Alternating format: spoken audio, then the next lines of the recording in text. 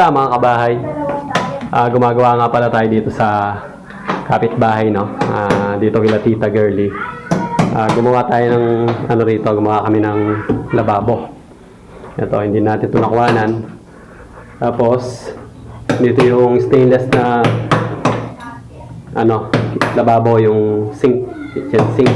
Tapos dito sa taas, gagawa tayo ng cabinet, kitchen cabinet, hanging cabinet. Tapos gagawa rin tayo ng base cabinet sa baba. Tapos dito dati may mga tiles na 20 by 20. Tinanggal namin, kaya ayan, sinisinsil na namin yung mga natirang semento. Ita-tiles din namin dito, 60 by 60 yung gagamitin dito.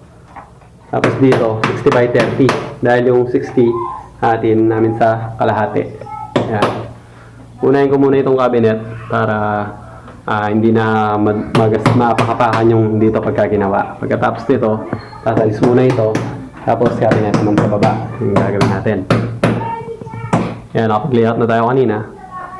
Ito, nakapagtabas na tayo ng mga plyboard natin. Ito, tuloy na lang natin.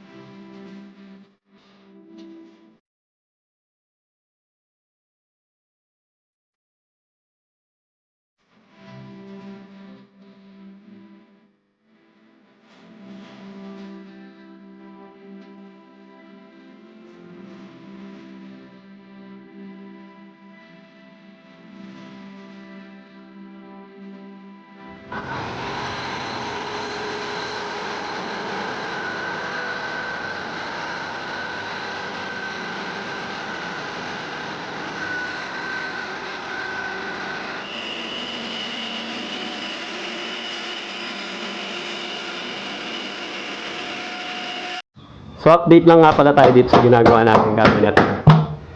Yan, bali ginagawa na natin yung pinaka frame niya, yung carcass niya. Pinto na lang ang kulang.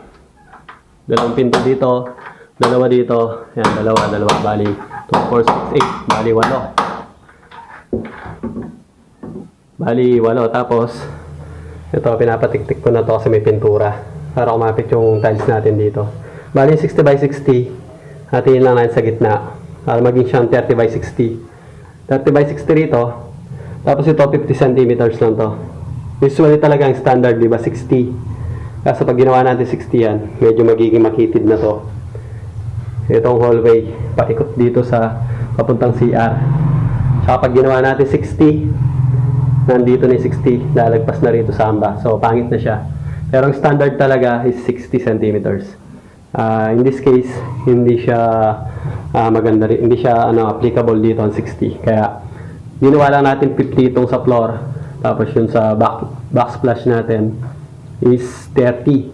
Tapos dito, dinakpak na namin pati palitada dahil sumasama nung tinanggal namin pinagdikitan ng dating tiles. Kaya papalitadaan na lang natin yan bago natin i-tiles. Ito, ang gagawin, ang plano dito, kaya ganito yung design niya. Pwede siyang lagyan dito lalagyan to ng LED strip sa ilalim. Maganda yan pagka nalagyan ng LED strip. Pagka in-on mo yan, napakaliwanag dito. So yan, pinto na lang ang gagawin natin.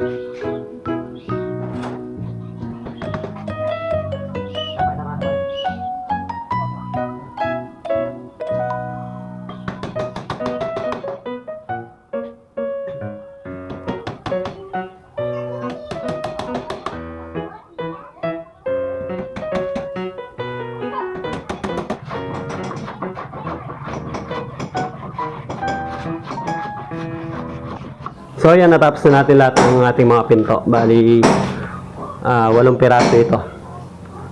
Tapos ito yung mga gagamitin natin concealed hinges.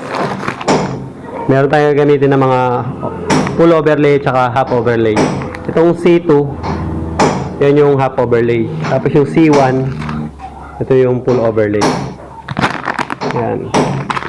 So install na natin ito mga ito. Tapos yung napili nilang handle ito. Itong wood na bilog lang.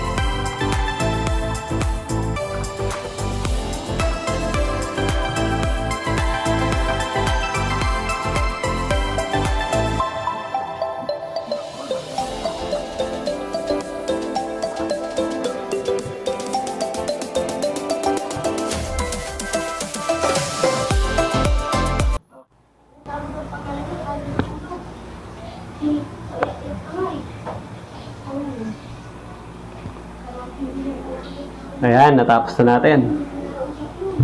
Ilagay na natin lahat ng mga pinto. Tsaka yung handle niya. Ayan. Okay na siya. Ayan, ang kitchen cabinet. Ayan, bali yun ang itsura niya. Maganda to pag nalagyan na ng ilaw dito, yung LED strip. Yun nga palang tiles na gagamitin dito. Hindi na 30 by 60. Nagbaging isip. Bali, 60 by 60 ng buo. Kasi maglalagay daw sila ng oven dito, medyo malaki, mataas. Para sakop niya. Yan. Bukas, ito naman yung gagawin natin. Abangan nyo yun, itatiles natin to. Lalagay na natin yung stainless na yun, kitchen sink. Yan. Ayos. So, bukas na lang uli. Itatiles natin to. Abangan nyo yun. Kulay black yung gagamitin na tiles dito, 60 by 60. Yan, okay.